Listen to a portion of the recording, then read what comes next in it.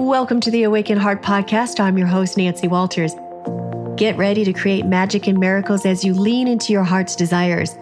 I believe not only does the heart want what it wants, but it knows.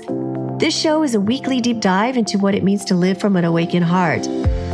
I'll be sharing inspiring stories and real conversations with people just like you, who have turned the ordinary into the extraordinary. My mission is to show you how you too can be connected and heart-centered in every area of your life. Your journey to aligning with more love, more joy, and your wildest dreams come true starts now. Hello, everyone, and welcome back to another episode of the Awaken Heart Podcast. This is the first one of 2025. Happy New Year to all you beautiful souls. I really feel this is going to be a really amazing year for all of us in so many different ways. I'm really looking forward to it. I know at the beginning of the year, we all make all these goals and we write them down, go to the gym, maybe we're going to eat a little less, go on a diet, and then we really fall off the wagon, a lot of us, pretty quickly.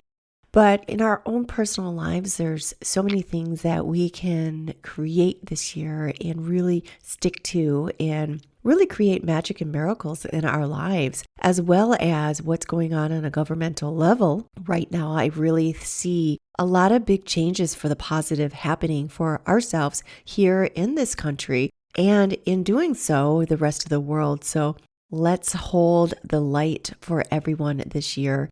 And to start this year, I'm thrilled to have Brownell Landrum with me, a gifted writer, storyteller, and a true free spirit. In our conversation, Brownell shares how her nomadic lifestyle fuels her creativity and how she trusts her intuition guided by traffic angels. We explore fascinating things like reincarnation, the influence of historical events such as the Black Plague on her storytelling, and the magic of synchronicities in life. Brownell opens up about understanding the deeper why behind challenges and how her spiritual beliefs shape her creative process and her daily life.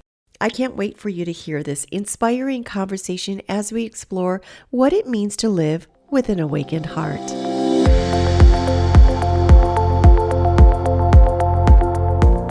Brownell, welcome to the Awaken Heart Podcast.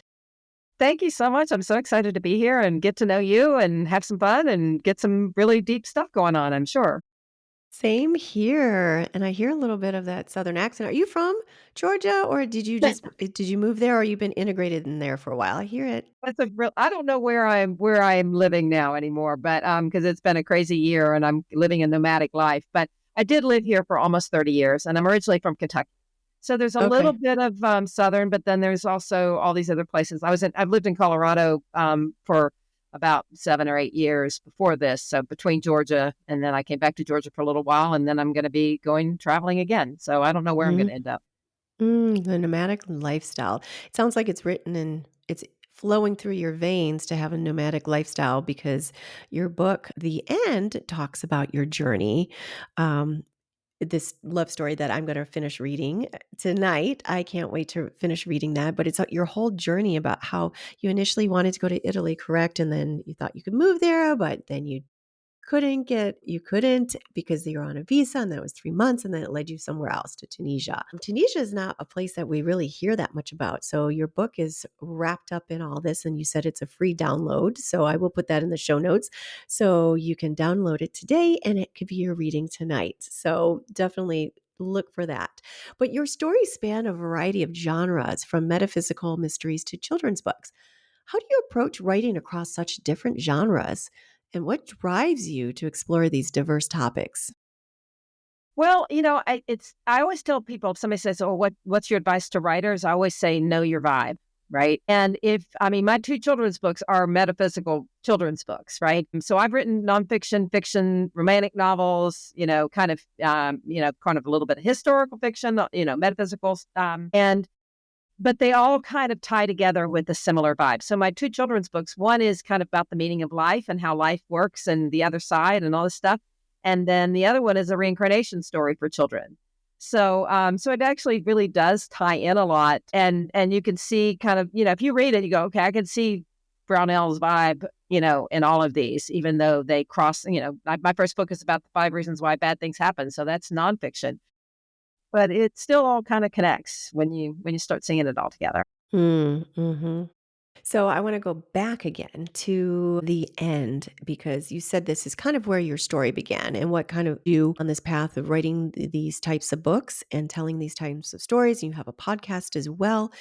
So can you tell the story about where you were before and your journey that led you to writing the end, leading to where you are now? Okay, thanks. Well, the end, basically, I've been writing a lot of these kinds of books for a long time, but I was living a life where I kept having goals that weren't being manifested. I was just running into roadblock after roadblock, and it made it really tough because, I think I was in alignment with the higher power. Where do you want me to go? Doing these things, but I kept kind of running into obstacles. And last summer, I'd been living in Colorado for about 7 years. And my landlord all of a sudden says he's going to raise the rent 50%. Oh my God. And I'm like, okay, I can't afford that. How is that allowed? And it was sort of the kick in the butt that I needed to go figure out, well, where am I going to go next? And I had been working on the trilogy called We Meet Again that I'm sure we're going to talk about. And a lot of it is set in Italy. So there's a little bit of a spoiler in there. A lot of it is connected to Italy. So I thought, well, where am I going to go? And I thought, I'll go to Italy. That's the only place that I felt drawn to go to. And so I'm like, I get an apartment. I find a place that I could stay for a year. But oops, they're not even taking visa applications. So I'm like, okay, that's a problem. And so I was like, okay. And then I had to really rethink everything. And I went on tourist visa. And a tourist visa, you can go for 3 months, but you have to go somewhere else for 3 months before you can go back. Mm. So I was like, okay, where am I going to go? So I made my arrangements to go. I was going to go to Italy from mid-October to mid-January. And I was like, where can I go? It had to be outside of the European Union. And of course now England's not part of that, but I didn't really think about going to England in January. I wasn't drawn to that. So I looked around and believe it or not, Tunisia is only 92 miles from Sicily. Mm. So it's super close. And I had a fan of my original novels from there and also had gone to a talk many years ago about Tunisia. So there was somewhere in my consciousness about Tunisia. So I start looking and I find this luxury resort on the Mediterranean, $1,000 a month, including 2 meals a day. Wow. So I'm like, sign me up. Yeah, score. And it was, so I was like, okay, let's see what that's about. And not even really thinking about learning languages or whether there's any other English speakers or anything else. And so I get there and something happens, and I'll tell you what that thing is in a second. And it was really a kind of a profound experience the day after I get there. And then a couple of weeks later, I have a book marketing coach, and she's like, you need to write a story that helps people understand who you are and what you write about.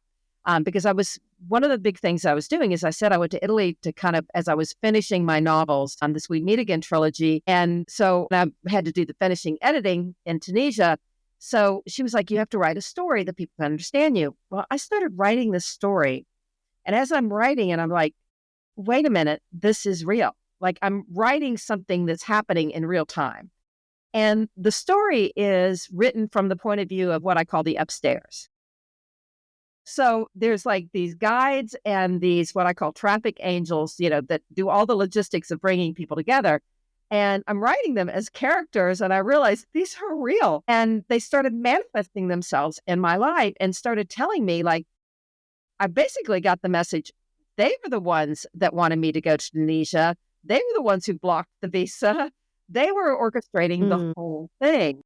And I look at traffic angels, I'm like, if this person's, over here and this person's over there, how do they get them together? And that takes a lot of logistics. So I look at them as like these little angels up there, like, okay, I got to get this like air traffic controllers or something trying to get people together. And with my case and what my story started about is the day after I got to Tunisia, I meet a man. And he was English. And so I was like, and the traffic angels are telling me what they had to do to connect an American woman in Colorado and a British man in Tunisia. Like that was not easy for them to do. And so it kind of chronicles this relationship that I know I'm sure you have too, anybody listening, has probably had those relationships where like, I'm compelled to go for this. Like there is something outside of me that's driving me in this direction. And sometimes it's like, yeah, some bad part of you that, but sometimes it's like, I know that somebody at another level is guiding this. And so I'm writing this story and realizing that I was clearly destined to meet this man. And there was a lot of lessons and learning and growth. So I always think like, is the end really the end if it's a reincarnation story? And I write a lot of reincarnation stories because I love reintroducing characters from one lifetime to another. And I find that really fun. And I'm writing it about myself. And I'm writing about this team upstairs. And I realized that like I have to surrender. And so I am living a nomadic life and I don't know where I'm going to be. I mean, I don't have a car. I don't have a house. I barely have any possessions except what could fit in a few suitcases. And I'm not exactly sure where I'm going or where I'm going to end up. It's all up to the team. So it's been a really trippy year, as you can imagine. So you're guided by the team upstairs. So traffic angels aren't necessarily like traffic, like the stop sign. It's people, it's angels that are directing people into certain circumstances with certain individuals, like from totally across the world in some random place. Like, how did they come together? So you're in tune with these traffic angels and they helped in the other sides and your team from upstairs. So, and you had a lot of synchronicities over there, right? That guided you. So now you listen to it. You're guided. You have your team. So it's kind of nice because you surrender it. Right. Surrender it by listening to them and letting them guide you to that next step. I mean, there's got to be a lot of, I don't know if the word relief is, but there's got to be a lot of when you can surrender to that, you don't have as much anxiety, right? Because you're always guided in the right direction. Do you feel that way? It's a different kind of anxiety. I'm not going to lie, because I mean, when there is kind of, I don't know where I'm going to be, and therefore I can't necessarily make plans because they're going to tell me where they want me to be. There is an insecurity to that because you have to completely let go and trust. And, but I also know from the past, so as I said, I was running into obstacles trying to get things accomplished that I wanted to accomplish. And I'm kind of now looking at them like they're like border collies knocking me back on a path that they want me to go down. And they wanted me to have this experience and meet this person and get to know this team. And, the whole idea of having a team upstairs was really, really powerful. And as it's expanded, this whole concept of there are energies that are really there to help us. And so it is kind of like, okay, I can take the responsibility away from myself. Like somebody was saying, well, you need to get a house and you need to get a car and you need to get an apartment or whatever. I'm like, no, I don't have a car. I'm like, no, I kind of like not having, I haven't had a car in many, many years. And for an American, that's pretty rare. Yeah. So it is it's a nimbleness though, to know that, okay, hopefully they know better and I'm just going to let them take me, because even within this story that you're going to read, and it was just so much fun to write. I started, it was all manifesting in real time. And so I would do things that I felt like they wanted me to do, and they would reward me just beautifully. Like I would have these joyful days when I did what they wanted me to. And when I didn't, then it was like, okay, either crickets. And I'm like, okay, what do you want? Or maybe not. But it was always to get me to learn something, right? Always to go, okay, why are you in this place? Why are you looking outside? Or why are you looking at this? And so I just, it requires a lot of constant kind of communication with the folks upstairs. What do they want? And then just like seeing where it goes, I guess. How did you learn to differentiate? Because it's like, okay, what they do want or they don't want. I mean, is it a feeling in your gut and you're going against that? So it's like listening to your intuition and listening to your guides, but then when you're like, oh no, I'm not going to listen to that, and you go your other way, and then you get hit by a 2x4 to send you back in the right direction. How did you learn to go the right way? I'm sure you all, you still make your own mistakes, and it's just like you said, there's crickets when you're not going in the right directions. But how did you learn to kind of walk more trust and faith that you're being guided in the right direction? I mean, that's a terrific question. I mean, sometimes it was like, okay, I'd get this message, you can call it intuition, you can call it a guide talking to you, you can call it some sort of, delivery system of whatever form. And then I'd be like, okay, and I'll entertain that thought. Like, is that something I should do or not do? And, like with this story, without spoiling too much, because I know you're going to finish reading it and so you're going to learn what, without spoiling too much, obviously most relationships have some obstacles.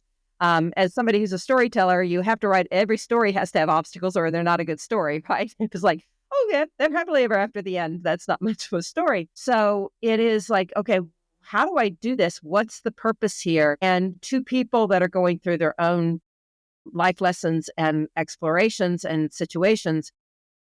And I just would find something and I'd be like, I'm going to entertain this thought and then, and maybe I'll take this action. And then all of a sudden it'd be like, yeah, I feel really lifted by that decision. I just feel lighter and like this feels like the right decision. And then that whole day I would be just bouncing around to happy, happy, joy, joy. Like just, and I'm like, where is all this coming from? But it would just come out of nowhere and I would just be happy. So it was very, very interesting in that regard. And that's kind of the way that I think that I'm just listening to them, figuring that out. And sometimes it's like, okay, you don't have to ask me, Brownell, every day. They feel like they're talking to me like, you don't have to ask me every day, are you doing the right thing? You're where you're supposed to be right now. And for the next month and a half, you've made those plans. Let's let it go from there. So we'll see.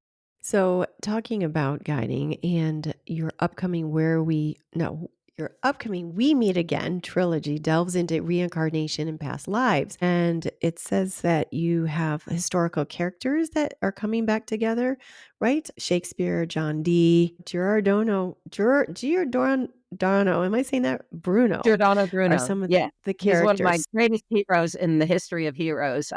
In my book, I don't know how many people know about Giordano Bruno, but I would love more people See, to you know say about it's him. so good. Yeah. Well, I learned a little Italian, but Yeah. and I didn't do as well as I hoped. But yeah, so what it starts out with is a modern day couple who all of a sudden starts remembering that they've known each other before. And so a lot of us probably have been there going, okay, I meet this person, I'm compelled to be with them. And all of a sudden I'm having these memories, dreameries, I call them, sometimes a dream that's a memory, but something that's bringing back. And so they start remembering a previous lifetime. And the first lifetime, so the story goes back multiple lifetimes. The overarching story for the trilogy is that they are a famous couple from history, who I won't tell you who they are. And when I mention Italy, you'll have some of an idea. And they are reincarnated today to fulfill a prophecy that will change the world. So they start, that starts out like they're just a regular couple trying to navigate a regular couple. And then the memory of a previous lifetime, and the first lifetime they go back to is the 1930s in Brazil, and they're a nun and a priest.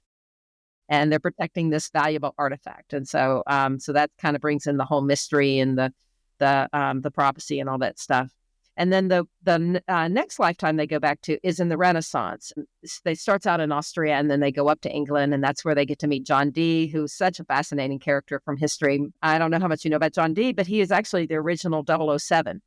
He really was a spy for Queen Elizabeth, and his moniker was 007. So there's a little trivia for John Dee. But he was also very much into talking with the dead and astrology and all kinds of metaphysical things. And my characters also meet Giordano Bruno, who was a Dominican monk, I think Dominican, and in Italy. And they caught him reading Copernicus, which is about the cosmos and everything. And that was heresy. So he was banished and had to run away from Italy. He did all kinds of things. He worked for the King of France, teaching him a memory technique that he had perfected for helping people with their memories. And he wrote all kinds of things. But also was a big believer in reincarnation. So there's a, little tie in there. And he also believed that the earth went around the sun, which was heresy, and that the universe was infinite. So like he was like the dude, right? He knew stuff that most of us don't even know, especially back then. I mean, he was really tuning in at a level. And he gave a talk at Oxford in 1583, and he was booed off the stage because he said those things. And of course, now, guess who's right at the end of the day. But he ended up going back to Italy but a number of years later and was burned at the stake. Jesus. And for heresy, yes. And his last words were, I think those of you who are condemning me are more afraid than I am, or something like that. Mm-hmm. And so he was just like such a cool dude. And it wasn't until a few hundred years later, now they built a statue in Campo de Fiore in Rome celebrating him, right? But Mm-hmm. they were wrong. And so it was Of fun course they were. integrating my fictional, because I don't know if they might Yeah. have, but my fictional characters with these characters. And if you look at some of Shakespeare's writing, there's definitely almost direct quotes from Bruno. So did they meet or not meet? How did they know? There's all kinds of like speculation. We do think pretty sure that Bruno met John Dee. And so it was fun tying all the history. And it also goes back to a previous lifetime in the Black Plague, during the Black Plague. So that was also a fun kind of, that's not fun, but it was a fun story to write, going, and then goes back to the other couple that I mentioned. So, and it all ties this mystery together and this prophecy together. So there's, I look at it as like a Da Vinci Code meets Outlander with reincarnation and multiple lifetimes. So it's a little historical fiction, but it's also contemporary, and it's a little bit of love story, but not really a romance. So it kind of crosses a lot of different genres. Sounds like a lot of fun. And it reminds me a lot of, did you see the movie? This was out, I don't know, maybe 15 years ago or more. The Red Violin. Samuel Jackson was in it. I did not see that. You got to pick it up and read it, because it is similar to the story, this trilogy that's coming out, and it spans so many different lifetimes. It's this violin where it was, he carved it from wood, and then it just shows, it goes from modern and it goes back to where the violin was past. It starts at an auction for this violin, and it goes into all the hands it passed. And there's a twist at the end. I get chills thinking about it. But yeah, the Red Violin, it's pretty The epic. Red I've seen it Violin. multiple times. Like literally, it was one that when the twist happened, I was like, oh my God. It was good. It was really good. And have you ever been to, and I mean, you lived in Europe for a while, so you probably have been to some areas where that Black Plague happened. I was in Scotland, and I was in some of the towns. They're underground now because they built over them, and just seeing the way that they lived during the Black Plague, it was like horrific, like little hovels. And then, the people, the doctors with those beaks that were scary as hell. And then It's like nasty. down below where they toss off their dead, and lived in these tiny little rooms without ventilation. It is just really crazy times. Have you been to anywhere? I'm sure like Italy experienced the Well, I Black was in Plague as well. Florence, obviously, which was kind Florence. of Oh yeah. the hotbed of all of it. I decided to write, there was certainly some of it starting in Florence, but I also went up to Fiesole, up into Tuscany, from Florence. And I don't know if you know the story, the Decameron. Do you know Giovanni Mm-mm. Boccaccio's Decameron? It's one of the most powerful forms of literature in the history of literature. And it's kind of blows my mind that not enough people know about it. I didn't until I started doing this research. But it's probably the definitive book on the Black Plague, except it's not what all. So like he describes everything that was going on then, but it's really kind of also not about that.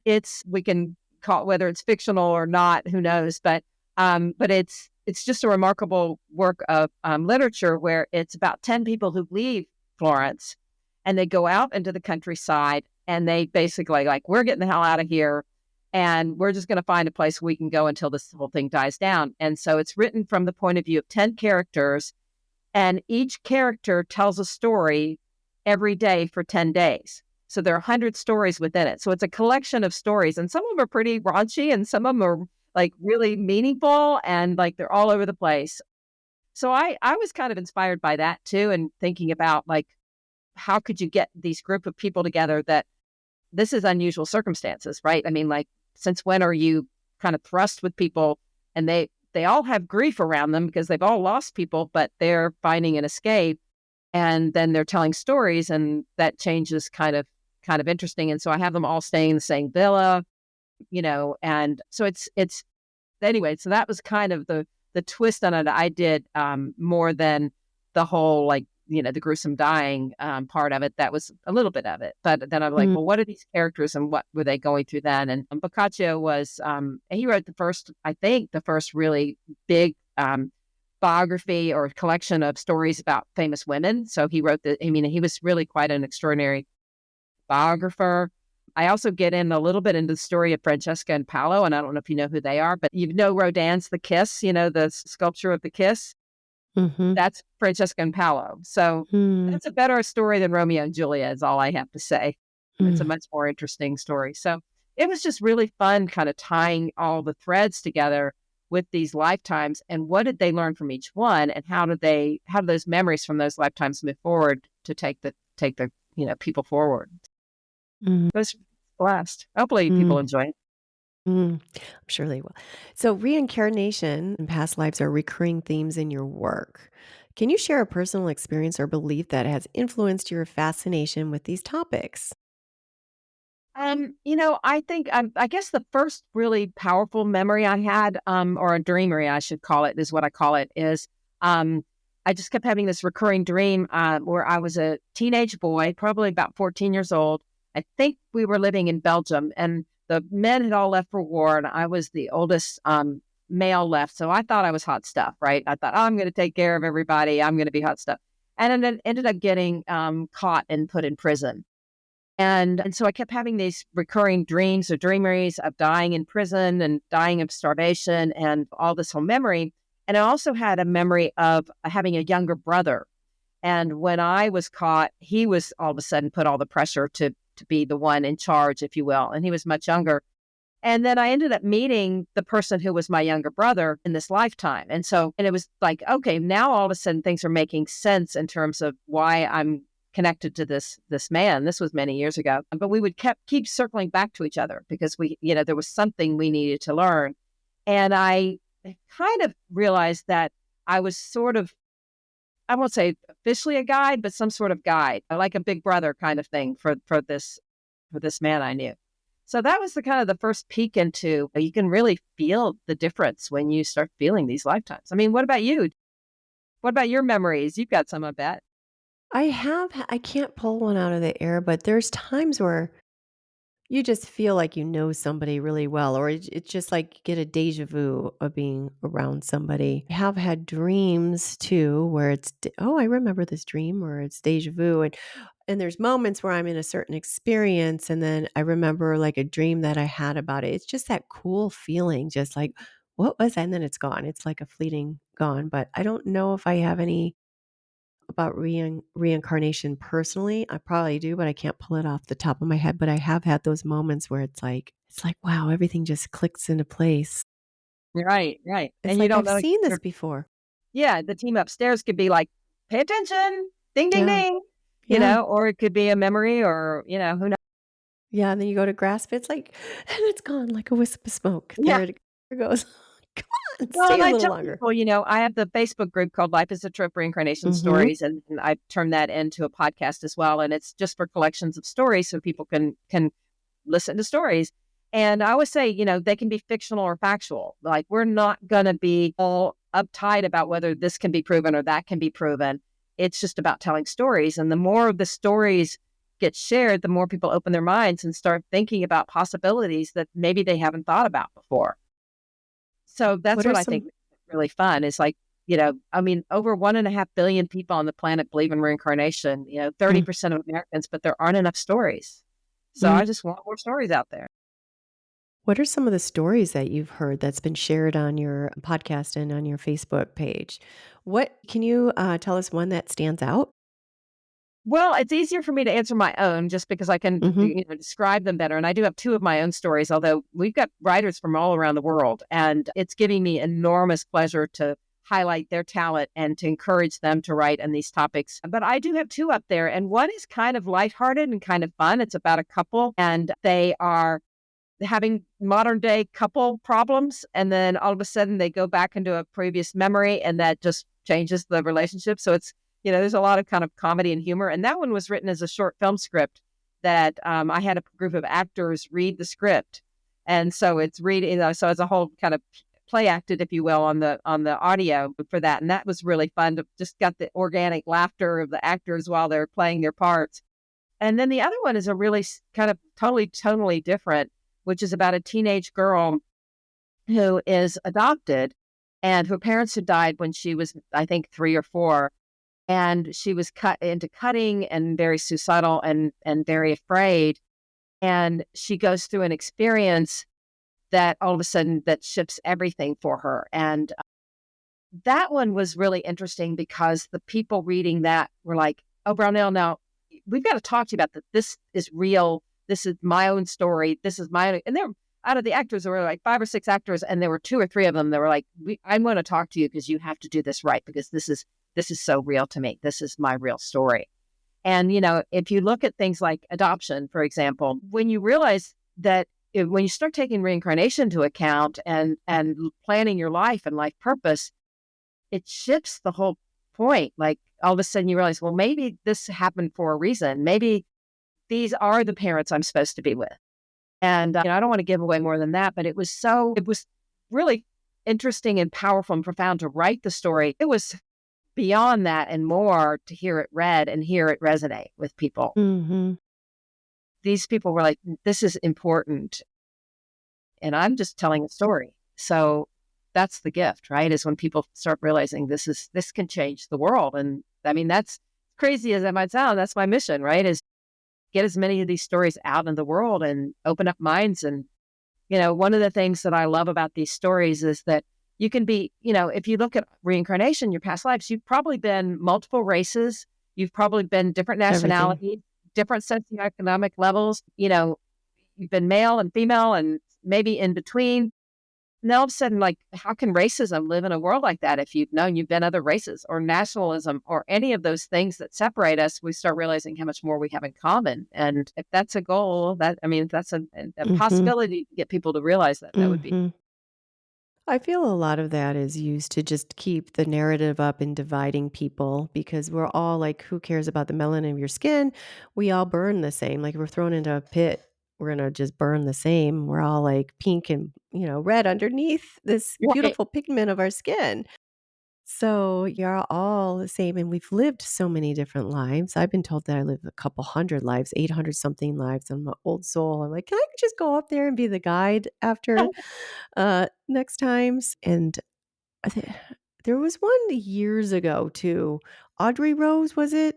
Audrey Rose, where she had burned. It was a child, and um, she was burned in a fire or something. It's an old one. I don't remember the name of it, but that was one of the first ones that we heard about reincarnation. I know there's a lot of doctors that really study it, and it's really truly fascinating. And just how some of these children just come over here with these gifts, or these, touch. They're touched by the other side still, and they're given wisdom beyond their years. I think it's pretty fascinating. And some people, parents that might not be so open, might take them, oh, you have to go to counseling, or you have to, something's wrong with my child, let's medicate them. But then there's some that just recognize it for what it is. It's a gift, and they're bringing something from the other side. Absolutely. Yeah. And so in all your reincarnation and all of your works and your writing and synchronicities. Well, let's talk really quick about synchronicities in your life that may have guided you. And I also want to talk about things happen for a reason. We hear that, and sometimes things happen for a reason. It's defeatist. Is it really happening for a reason? And then you hear others like Abraham Hicks, how it's your energy that's creating everything in front of you. You change your vibration, you change your life. So there's such a disparage between what to like. You go in this direction where you surrender it and you're guided. Another one, well, you have to think the right thing and you have to say the right thing and change your vibration, and then it brings everything in your life. And then others believe that we're just in this artificial matrix where holographic universe and everything that we see in front of our own eyes isn't actually really happening. Maybe our dream life is even more real than what's happening right now. So what is your viewpoint on all those different things? I mean, obviously you feel led because you're tuned into your guides, and when you follow in the right direction, you're always led the right direction. So I don't know if I had that I know question. exactly what I think I know Okay. exactly what you, let's put it that way. Yeah, I think that, there's a few different dynamics at play. When people say everything happens for a reason, I'm like, yes, I literally wrote the book on it. So, and I'll tell you a little anecdote before I kind of get more of the answer to your question is, I wrote this book, and then I had the enormous pleasure of meeting Rabbi Harold Kushner. And I don't know if you remember him, but he wrote the book When Bad Things Happen to Good People. right? So that was kind of the first book that we thought, okay, this is explaining what bad things are. And he was so gracious and read my book. And he came back to me and he said, okay, but I think everything's random. So in his world, it's random. In mine, it happens for a reason. And it actually prompted me to do more research. I don't know if you've heard of Albert Bandura, but an incredibly brilliant psychologist, well respected, who talked about something called self-efficacy. That was kind of his buzzword. But basically, I found through the research that people who believe things happen for a reason are happier than those who don't. And because it makes you feel like you have some influence over what's happening, right? Yes, and a purpose. And so that I added a preface to my book after that encounter. And I always wanted to have a debate, like, somebody says no, and it's random. No, it's not, and what's the debate? And I was personally going through a really difficult time. I had a business that failed. I was going through bankruptcy. I was going through foreclosure of my house and losing my house, losing everything I owned. I had a relationship end. My dog died. I mean, like, all of these things were happening at once. And I kept thinking there has to be happening for a reason. And what are those reasons? And then in a meditative state, I got what the 5 reasons are. The overarching thing that ties them all together, the 2 things, but one is there is a why. So if you say, what's the thread that goes through all my writing? It's about the why. Like, if you can get to the why, you can get to the healing. You can get to the next level. You can get through whatever you're getting through. And I do believe everything does happen for a reason. So understanding the why. And then the thing that the 5 reasons have in common is to get us to change something. Like, what do they have to do? What do we have to do subconsciously or whatever it is to get us to move down a different road? And we're stuck. Just like me a year ago, I was, in Aspen, I was like, there was a lot to love about it, but there was also things that I was in a rut about. The universe, the traffic angels, like, knocked me off that path and forced me down a different road.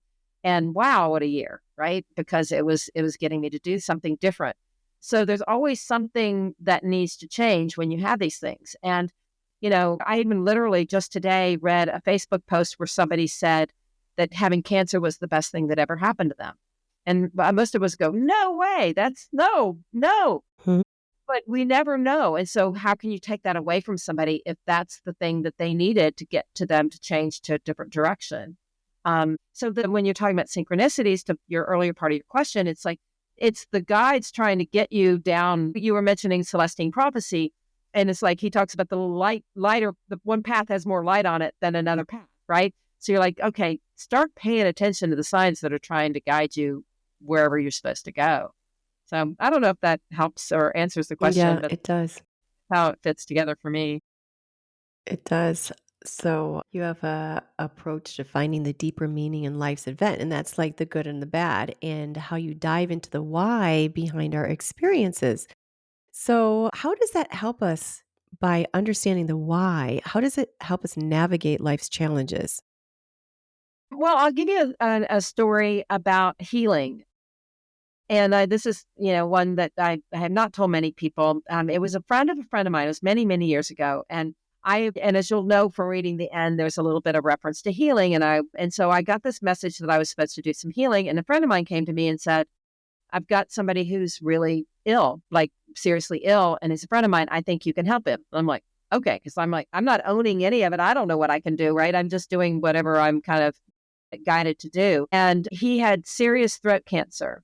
And he was literally foaming at the mouth. He'd had 2 surgeries and was getting ready. I met him on a Monday. He was on that Thursday, he was going to have his 3rd surgery. I mean, this was somebody seriously in distress. And I'm talking to him and I say, well, why do you think this happened? And his higher self came in and answered that question. Like, and when he was finished, he's like, I don't even know where that came from. Right. He had no idea kind of like where that answer came. But that's really all he needed. I mean, he didn't end up I did the little bit healing stuff, but he ended up not needing to have the surgery. I mean, he was completely healed.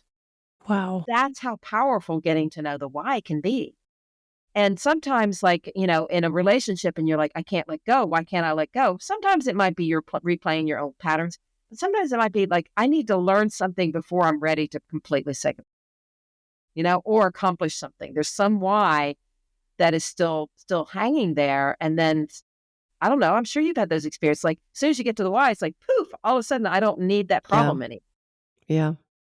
Yeah, and there's a way of asking about a why. Why is this happening to me? Why is this happening to me? To understand the why instead of from a victim standpoint to an empowering standpoint.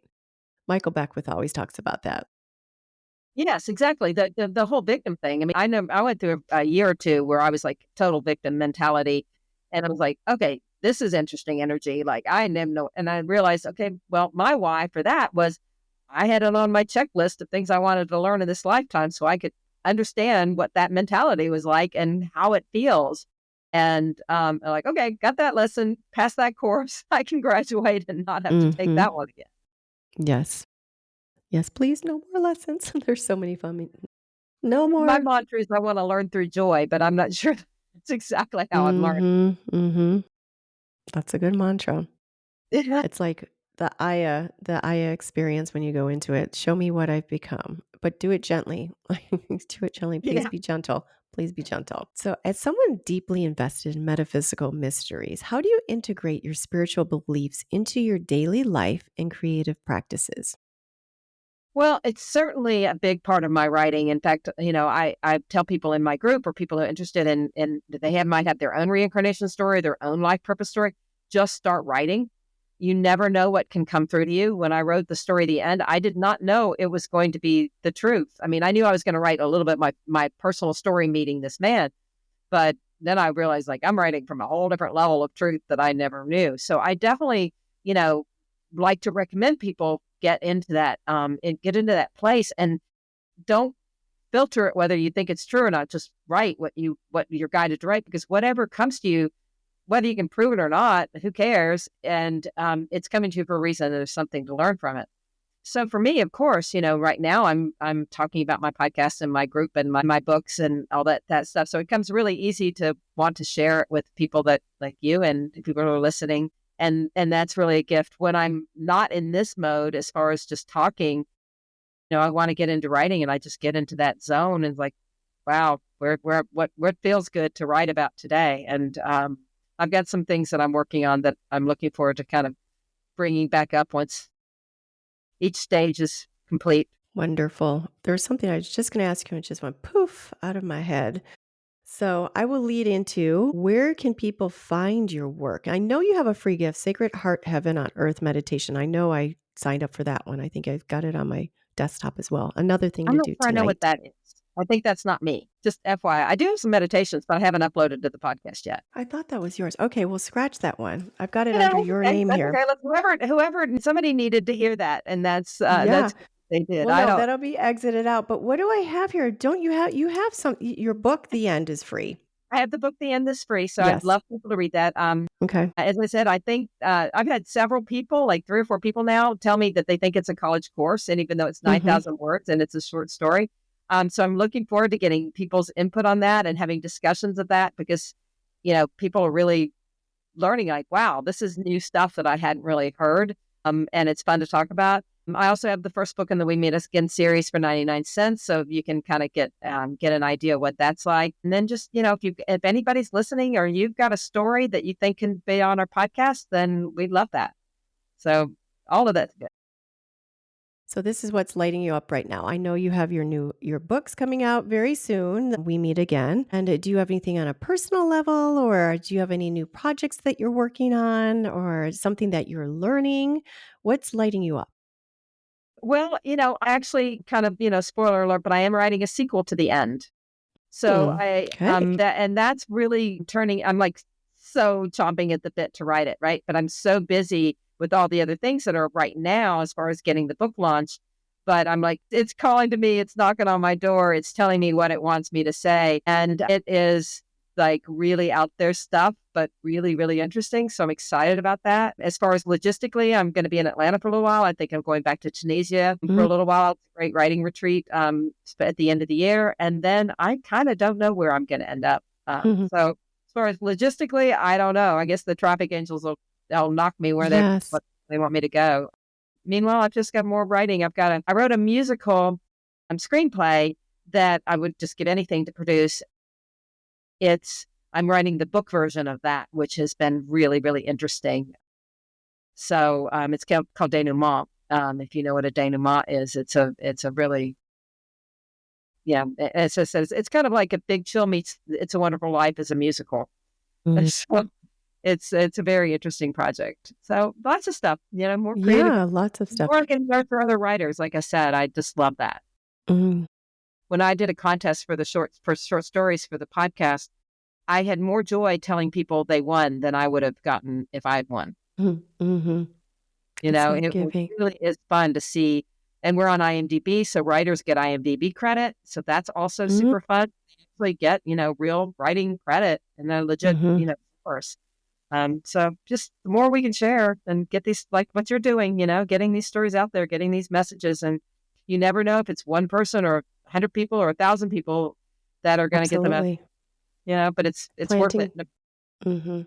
Planting the seeds. Going back to your writing, do you have any where you get your inspired ideas? Are you in a certain frame of mind? Are you in a certain environment? Like just to get the inspo. And then as far as do you find a certain environment where you might download ideas and it just flows through you? Or does it just come at any given moment and then you go and write somewhere? That's a great question. I mean, my first novels, which is they're called the Duet stories, and it's just a love story that goes back into multiple lifetimes. And that was written kind of like they call it a pantser, where you're writing by the seat of your pants and you're just writing like what comes to you. And I might have known kind of the ending, but what happened between the beginning and the ending all just kind of was in a flow. Whereas with the We Meet Again, there was a lot of planning and a lot of research necessary because I was laying out a mystery. So there's, you know, one thing that I'm proud of in those books is that if I'm telling you a fact in there, it's important. Like there's not a lot of extraneous description. So if I'm saying she's wearing a yellow dress, remember the yellow dress because it Mhm. matters, right? And so there's a lot of very meticulous when you're writing kind of a mystery like that. A lot of meticulous planning in terms of how do you set up the story for later. Mhm.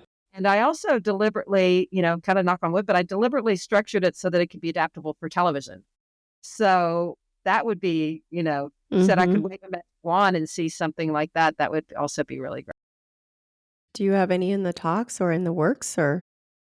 I had a meeting with an agent a couple of months ago that was like, as soon as I told her the story, she said, that's a TV show. And I was like, yeah, that's what I'm hoping. All I know, it's not up to me. It's up to the team. And if that's Mhm. what they want, maybe the podcast, maybe one of the other writers will get their stories made. And that won't be mine. All of that's good. It's all fine with me. As long Mhm. as stories like this out there, I'd be happy to be the conduit for that and just be Mhm. the kind of the force behind, you know, getting this stuff out there.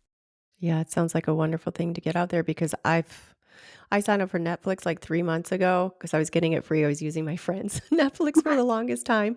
And so I get a lot of the repeat stuff that I've seen before are coming up there, but there's just been nothing on. Like I just sit to watch something and I always go to Rotten Tomatoes to kind of look it up first to save me from wasting my time watching something at 15% like Rotten Tomato. But I've seen nothing but horrible stuff lately. And I'm like, why did I wasted my time on it or I fall asleep to it. So we need something like these beautiful stories out there because they're adventurous, they're inspiring, and they're going to awaken something within each person that watches it because they're going to recognize something within themselves in the stories or awaken something that they thought was sleeping and I it's love that. awakened. That is exactly is. Yeah. Yeah, I think COVID, production shut down for so long that I think it hasn't caught up. And I also think I know Hollywood enough to know they're looking for the next thing. So whatever was Mhm. they signed up for a few years ago is not the next thing. They're always following the next shiny object. So maybe I'll be the Right. shiny object and maybe these Yeah, stories will shiny be. objects. And there was the writer's strike too, so all the regular shows and stuff, they're behind right now too. And, I used to live in that industry. I lived in California for a long time, and I know a lot of people in the industry, and a lot of their jobs are being replaced right now. So the whole industry is changing completely. It is. But, It is. And it's scary, but then you also go, yes, but we know the world enough to know that means we're guiding somewhere else, mhm, and so hopefully we will find the next thing. And, I'd love for my stories to be there. I don't want to be selfish and go, oh, it has to be mine. But I'd like to get the attention of Hollywood and get these stories. Like I said, even if it's mhm. not mine, it's another writer that shares a story Mhm. on a podcast and they go, that's the one that they take. is all fine with me, just getting more stuff out there and stuff that makes you think a little differently. And, one thing that's a rule I have is no horror stories. There's enough of that in the world. We don't need that in podcast. And so, we'll see. It's not up to me. So that's the way we started out the conversation. It's like, exactly. Where do they want me to go? And what do they want me to do? Maybe the reason I'm not, sure where I'm going to live is they're going to guide me somewhere I hadn't considered because, they've got a plan for me. And hopefully that's true. Yes, the people upstairs, the guides upstairs, and the traffic angels are going to lead you to your next destination. I need to remember that as well. Well, it's been so wonderful having you on the Awaken Heart podcast. I have one more question before we go, and that is to you. What does it mean to live with an awakened heart? It means that it's funny. It's an actually really interesting analogy for me because I've been dealing with a heart issue.